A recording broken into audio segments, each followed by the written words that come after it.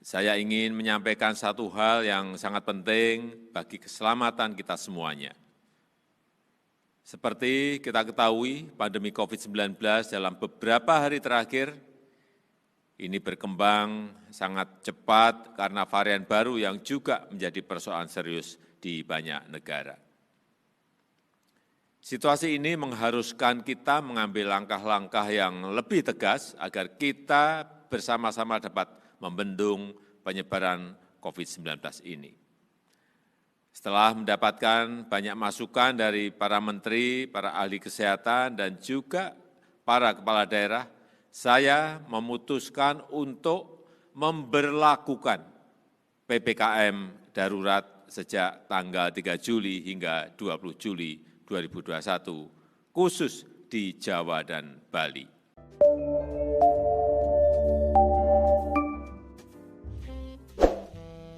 Terima kasih, Anda masih terus menonton siaran kami dan juga Anda bisa mendengarkan kami baik di RRI, di Spotify, dan juga di beberapa channel lain yang mungkin kami juga share di bincang kali ini.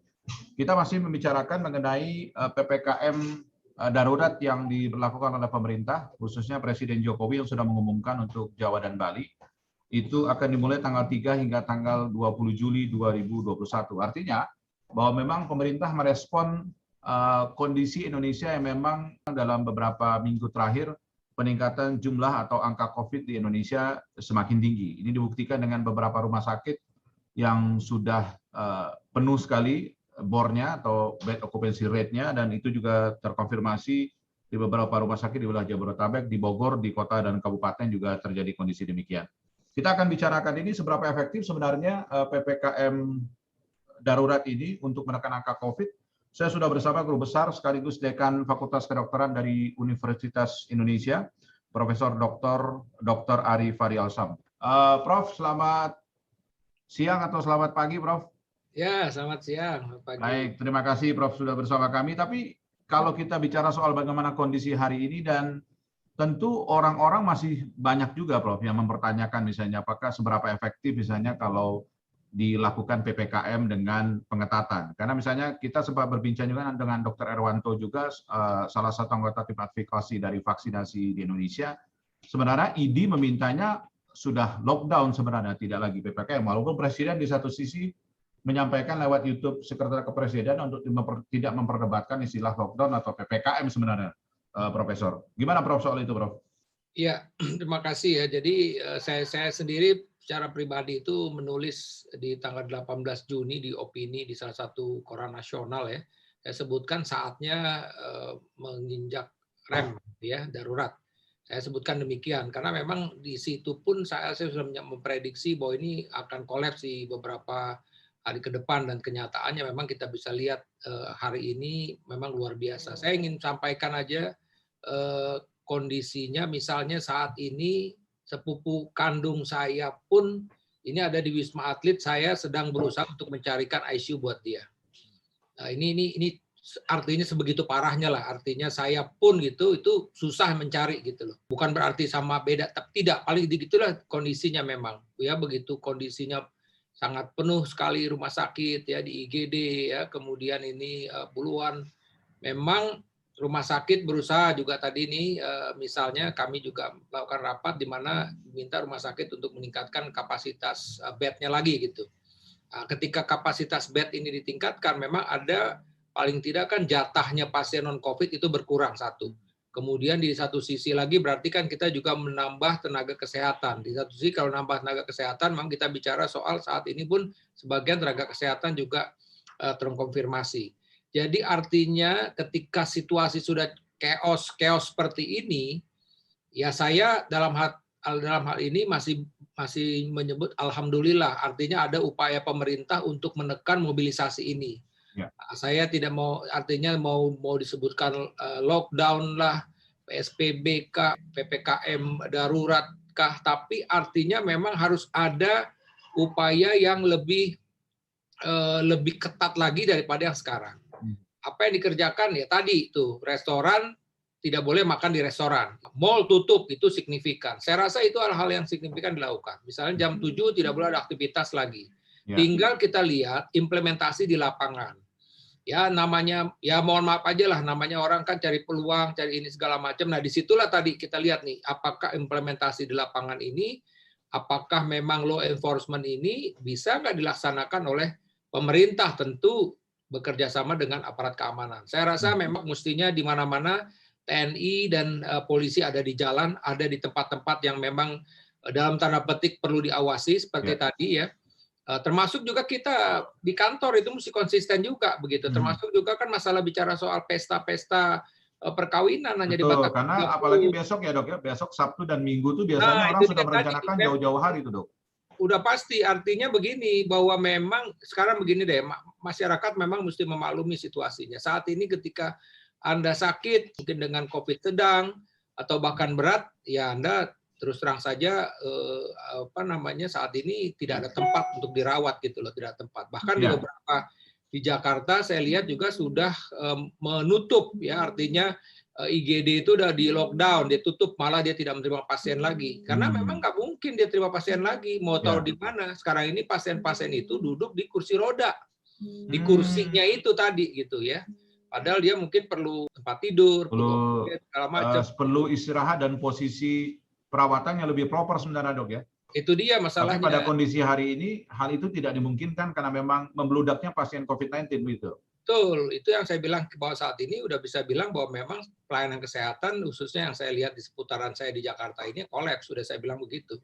Karena tadi saya bilang tadi ini sepupu saya sendiri aja udah beberapa hari ini nyari ventilator belum dapat gitu. Nah ini yang menarik itu adalah soal istilah dari pengetatan yang dilakukan.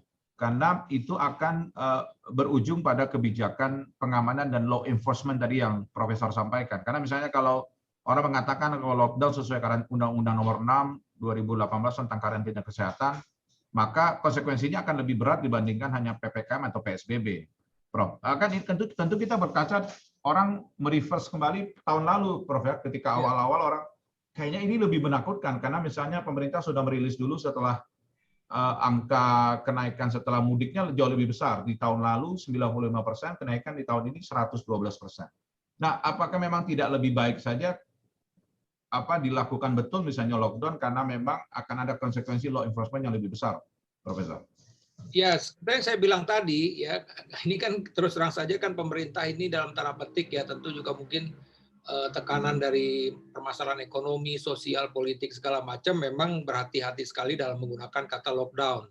Karena kita juga tidak tahu dampaknya ketika benar-benar di lockdown ini apakah akan terjadi sesuatu atau tidak gitu. Tapi saya sih melihatnya begini, paling tidak apa yang akan dilakukan ini adalah suatu upaya yang paling tidak pengetatan ya. Ya ini kita lihat let's say misalnya mungkin 30-40% dari ada yang sekarang ya kan seperti untuk work from home kan kemarin sudah dibuat 25-75 ya 25 work from office-nya. Sekarang kan sudah untuk yang tidak esensial itu close sama sekali. Nggak boleh ada kegiatan begitu ya. 100% ya? Ya 100%. Berarti kan memang itu. Kemudian juga dibatasi sekali moda transportasi ya kan begitu. Kemudian juga pesawat juga lebih ketat lagi misalnya hanya untuk kepentingan-kepentingan tertentu gitu ya. Yang signifikan saya rasa makan restoran dan mall itu tadi.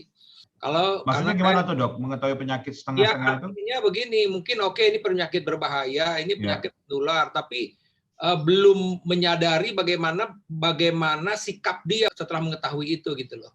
Nah, ini kan saya kebetulan melakukan studi riset bersama-sama juga beberapa negara kita berkontribusi untuk riset tersebut membandingkan antara tenaga kesehatan dan tenaga kesehatan. Ternyata riset tersebut ini sudah dipublikasi internasional.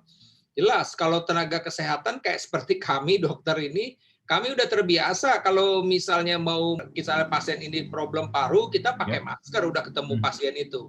Kemudian kita mau bersihkan luka, kita udah biasa pakai masker. Di kamar operasi kan semua pakai masker semua. Kami udah terbiasa itu dengan ngobrol, ngomong pakai masker seperti itu. Kemudian kami juga udah terbiasa misalnya harus mencuci tangan. Itu udah bagian hidup. Itu bagian dari SOP keseharian saudara bagi dokter. Ya itu tadi. Nah ini yang artinya gini, masyarakat sudah knowledge-nya udah nyampe, tapi action yang belum menurut saya. Itu yang menjadi pertanyaan kita. Masyarakat kita tuh memang sebenarnya malas untuk melakukan SOP itu atau memang tidak percaya akan adanya COVID sebenarnya. Apa yang terjadi sebenarnya, Dok? Betul. Jadi di satu sisi ini kan bukan budaya masyarakat kita. Beda dengan orang Jepang misalnya, mohon maaf. Mereka itu udah diajarin kalau memang keluar rumah di kereta dia pakai masker. Itu kita bisa lihat lah di train itu di trainnya mereka berpakai masker itu karena tadi memang udah diajarin bahwa ketika kerumunan yang satu batuk dia akan menularkan kepada yang lain. Itu memang udah budayanya mereka begitu. Budaya cuci tangan buat mereka itu udah luar biasa gitu loh ya, segala macam. Itu kan udah bagian dari budaya. Kita ini belum budaya buat masyarakat kita, ini PR1. Apakah tidak cukup dalam waktu setahun sudah digambarkan dengan, mohon maaf ya, banyaknya kematian, banyaknya infeksi. Hal itu tidak bisa mempercepat kultur yang seharusnya memang dilakukan, dok? Ya, ini tadi mestinya ini bisa merubah. Tapi dua poin yang kedua tadi adalah kita itu memang masyarakat kita ini masih dalam tanda petik mempercayai hoax-hoax yang beredar. Nah, hoax-hoax inilah yang artinya memang membuat masyarakat ini jadi bimbang, ya dan tidak. Cuman memang masalahnya masyarakat kita ini selalu artinya begini, ketika dalam kondisi seperti itu, mengambil sikapnya itu menurut saya, mohon maaf, bukan merujuk kepada siapa yang bicara gitu loh. Ya kan misalnya begitu ya, artinya. Tapi lebih banyak merujuk siapa yang share info itu di WA gitu, dok. Ya, itu dia tadi, itu yang saya bilang tadi. Boleh dibilang lah, saya juga terus terang sebagai akademisi peneliti juga menyediakan channel YouTube buat masyarakat. Tapi kita bisa lihat lah, walaupun mungkin followernya udah 2000-an, satu view saya bisa aja dilihat 1000 orang, tapi kan kecil sekali sebenarnya gitu loh. Padahal ya mohon maaf, bukan saya mempromo, tapi tadi itu kami dan saya tidak sendiri, ada beberapa dokter, tapi kita bisa lihat bagaimana respon masyarakat untuk informasi yang memang diberikan oleh orang yang sehari-hari bekerja di bidang itu.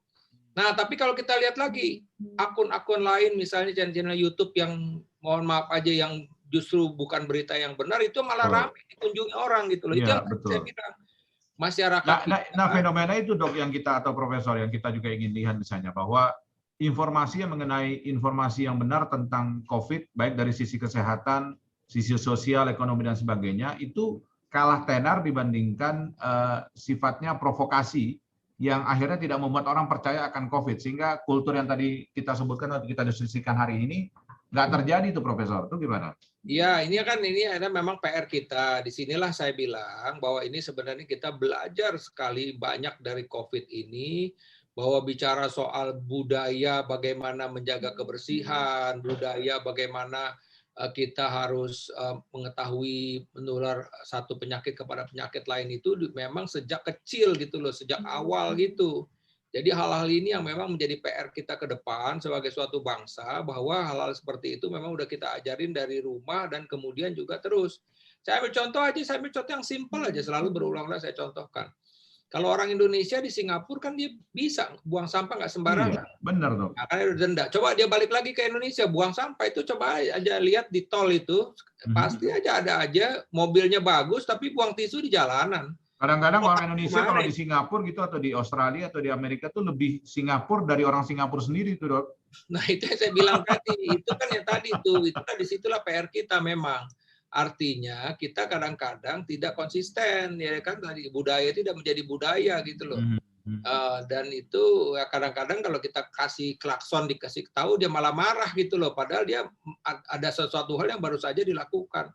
Dan celakanya lagi itu dilakukan di depan anak-anaknya, buang sampah di dalam pinggir jalan tol. Betul, jalan tol. Betul. Nah, anaknya melihat itu, ya besoknya anaknya buang sampah lagi. Nah, Prof, ini menariknya kalau kita bicara lagi soal efektivitas. Dulu kita pernah melakukan yang sama di awal-awal COVID di bulan Maret, April, Mei. Pada saat itu kita melakukan pengetatan juga gitu ya pada saat itu. Nah, apakah pengetatan yang akan dilakukan kali ini akan sama efektifnya untuk menurunkan tingkat penularan COVID? Karena di satu sisi pemerintah juga ingin mengembalikan ekonomi kita nih. Ini kan agak berbeda orientasinya ketika di awal kita memang lebih fokus pada penanganan angka COVID-nya tuh, Profesor. Ya, terus terang saja saya juga udah beberapa media menanyakan hal ini. Saya bilang ini posisi agak beda. Pertama, kita menghadapi varian virus yang beda saat ini. Ini varian Delta, yaitu Oh, ini udah masuk Delta yang banyakan ini. ya, Prof. sekarang ini Delta di mana-mana, di Jakarta, di Bandung, di Kerawang itu semuanya yang ketemu itu Delta, ya. Termasuk juga yang di di Kudus itu kan Delta. Artinya apa? Bahwa Delta ini adalah yang kita bilang penularannya itu cepat, ya, dan mudah, itu dia tadi itu. Ya. Jadi ini yang PR kita. Satu, kemudian kedua, ya, masyarakat dengan berbagai macam udah di kepalanya segala macam ini beda dengan setting waktu Maret atau bulan Maret atau April dulu. Ini baru, jadi mungkin mereka udah nih benar-benar ini. Jadi ini memang secara psikologis ini agak ada perbedaan nih kondisi masyarakat ini, begitu ya, dalam menyikapi ini, ya. Kemudian juga sebagian dari masyarakat, saya nggak tahu nih dengan kita ngobrol begini, ada nggak yang terpengaruh, ada bilang itu cuma omong kosong dalam tanda petik. Karena orang juga mungkin udah dalam tanda petik, udah jenuh juga nih. Iya, itu dia. Balik cerita lagi. Memang tapi mesti diceritain, memang demikian adanya. Tapi kan artinya bahwa faktanya kan memang ada, Dok. Kita menampilkan orang yang meninggal. Kita menampilkan jumlah korban hampir setiap hari. Kan nggak kurang-kurang gitu loh. Betul, itu yang saya bilang tadi. Tapi kan itu tadi, ya, terus terang saja kan kita juga mesti lihatlah. Ini kebetulan, nah ini kan saya ada satu cerita pasien saya misalnya. Itu dia baru, artinya dia cerita bahwa ketika kampungnya itu tenang-tenang saja, begitu ketika ada yang meninggal karena COVID, baru pada close semua, pada ketakutan ngumpet gitu. Jadi artinya apa?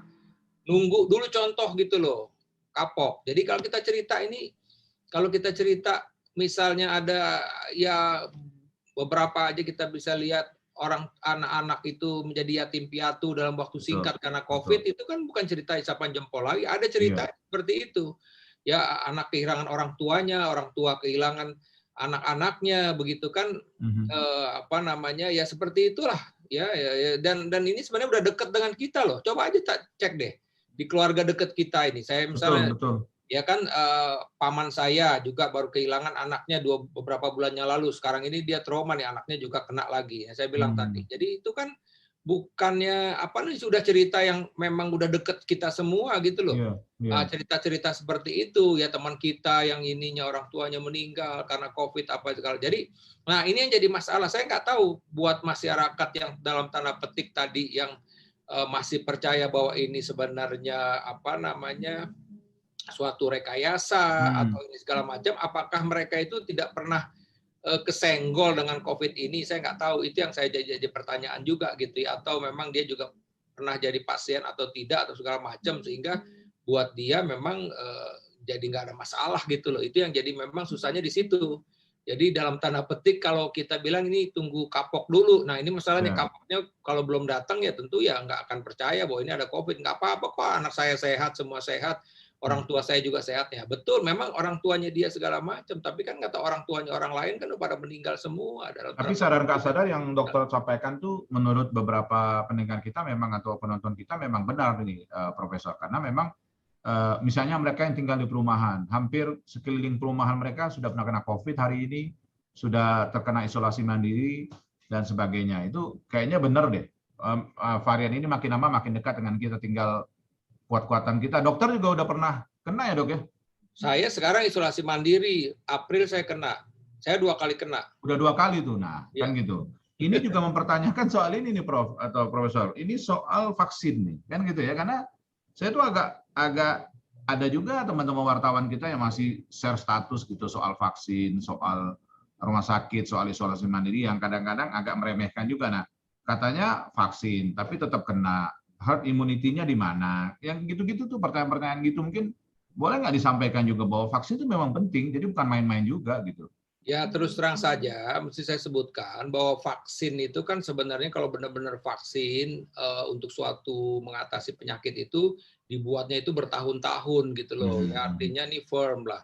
Terus terang saja sampai saat ini kan benar-benar vaksin yang 100% untuk melindungi itu kan belum ada, seperti misalnya vaksin kita bilang misalnya untuk BCG, untuk TBC misalnya begitu ya, atau misalnya untuk campak pun juga masih bisa dia kena campak walaupun jadi gejalanya ringan misalnya ya kan, atau misalnya hepatitis B kalau dia titernya masih di atas 1000 sih dia terlindungin gitu. Jadi ini kan artinya untuk COVID ini makanya judulnya juga masih Emergency Use Authorization. Betul. Itulah yang harus dipahami. Tapi bukti-bukti menunjukkan, kan kita bilang lah untuk Sinovac ini kan penelitian di Bandung menunjukkan bahwa dia efekasinya 65%. Dia memang bisa menurunkan penyebaran 65%. Belum 100% gitu loh. Sedangkan WHO mensyaratkan kalau di atas 50%, well, kita bisa gunakan vaksin ini. Jadi itu yang mesti dipahamin. Tapi saya mesti bilang bahwa sebenarnya vaksin ini tetap ada tempatnya, ada efektifnya. Cuman memang sekali lagi tidak melindungi 100%. Ya. Walaupun di Amerika sekarang mereka bisa klaim karena memang karena kan jumlah hampir setengah penduduk Amerika Ya, sudah karena kan divaksin. beberapa negara seperti Amerika sudah 80%. Kemarin Ya, kita lihat itu bilang tadi, berani dia bisa bilang begitu karena banyak mereka orang sudah membebaskan masyarakatnya untuk tidak pakai masker di ruang terbuka. karena Jadi itu oke tadi aja. herd immunity mungkin udah tercapai. Nah, sama itu herd 70%. immunity itu sebenarnya kekebalan komunal gitu ya, Prof? Iya, karena kan gini, kalau seumpamanya ini sekarang kan misalnya di kita ini masih ya sekarang kan berapa sih 27 juta ya kan? Ya kalau 20 pokoknya lah naik, paling nggak 10% kan masih jauh mencapai itu. Ya like 25-30% lah kita baru ke sana ya, Prof. Ya, jadi kan kalau seumpamanya begini, kalau ini sudah 70% orang mempunyai imun, itu kan istilahnya kan virusnya itu oke lah yang satu kena, dia kena di orang ini, ya mati virus itu, udah selesai. Jadi virus ini tidak berkembang lagi. Kenapa? Karena ketemu di tempat orang ini, dia selesai, tidak menularkan kepada orang ini karena dia ada antibodi. Nah, ketika ini sudah otomatis itu akan drop sendiri. Orang-orang yang tingkat penularannya semakin lama kan semakin sedikit kan sebenarnya gitu ya. Iya, semakin sedikit. Disitulah makanya akhirnya orang jadi bisa lebih berani gitu loh. Kenapa? Karena memang mereka kiri kanannya sudah imun, kanan kirinya udah imun. Pada saat Euro, sebenarnya Euro mengajarkan kita juga, Prof, ketika misalnya Hungaria lawan Portugal, di Hungaria penontonnya 100% tuh. Dan presidennya bilang kami berani karena 100% masyarakat kami itu sudah divaksin. Iya. Jadi mereka bisa datang lagi ke lapangan sepak bola kan gitu, Prof ya. Betul, walaupun memang kan sempat juga ada dilakukan random, ada 1-2 juga yang kena.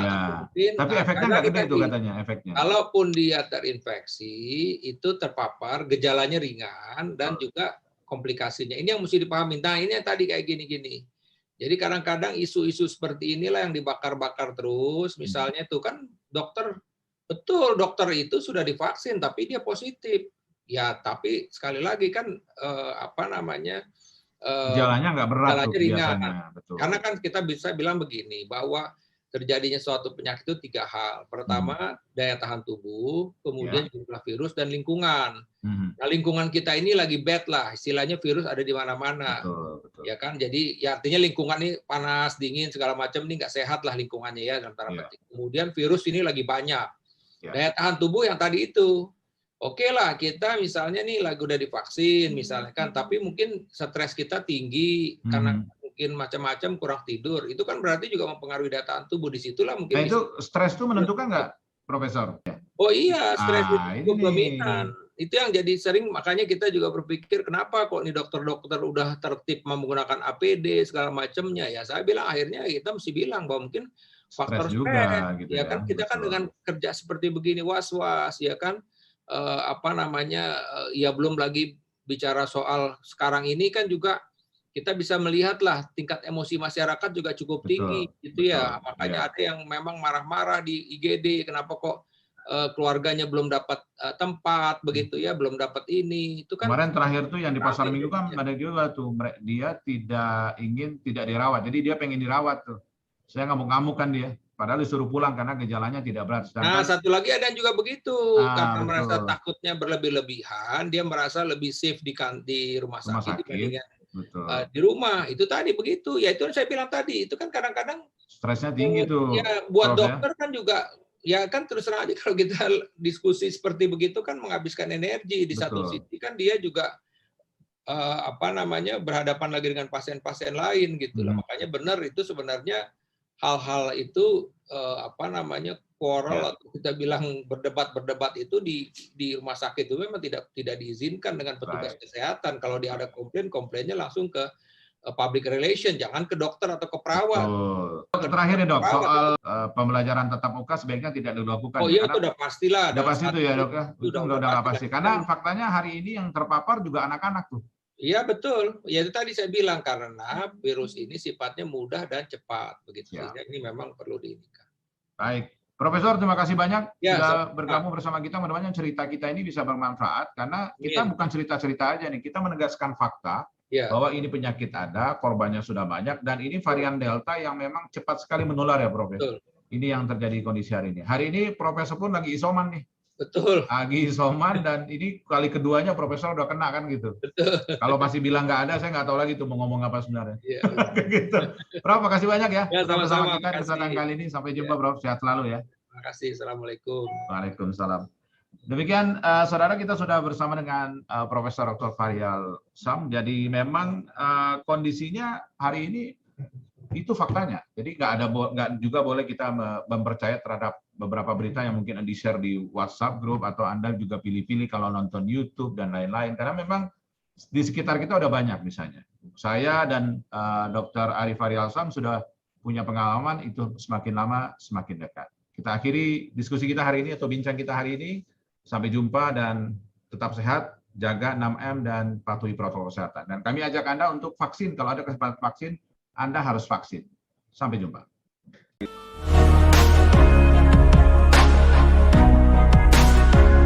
COVID-19 adalah salah satu virus di dunia yang saat ini memang menjadi pandemi.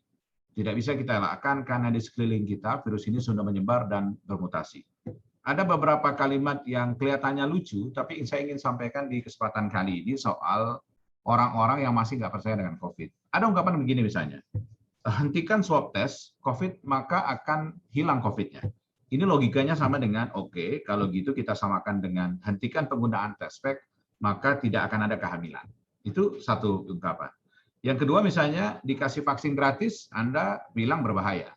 Tapi besok kalau vaksin diminta bayaran, dibilang negara berbisnis dengan rakyatnya. Jadi ini saya nggak tahu maunya apa. Kalau Anda maunya ungkapan-ungkapan seperti itu, saya akan sampaikan ungkapan itu. Ini saya quote dari Dr. Gigi Mirza di sosial medianya. Ada pertanyaan juga soal udah ada vaksin kok COVID-nya naik lagi. Berarti vaksin itu bohong. Nah, herd immunity adalah jalan terbaik. Jadi jangan teriak-teriak terus, tapi Anda tidak pernah melakukan proteksi sesuai dengan apa yang dianjurkan pemerintah. Karena hal itu membuat Anda semakin tidak kebal terhadap COVID-19 ini. Mudah-mudahan kita nggak menjadi orang bodoh, orang dungu, tertimpa tangga juga, karena memang akhirnya bahwa COVID-19 harus kita lawan dengan menggunakan protokol kesehatan, mengikuti anjuran pemerintah, dan terbaru adalah melakukan pengetatan terhadap PPKM. Jadi stop keluar rumah, jangan bawa anak-anak Anda, karena ribuan anak sudah terpapar sekarang. Jadi kondisinya memang harus kita perhatikan dan harus terjadi serius. Stop juga perdebatkan istilah lockdown dengan PPKM, karena menjadi nggak penting ketika Anda berdebat sesuatu yang Anda tidak lakukan sama sekali. Saya Maulana Isnarto, sampai jumpa.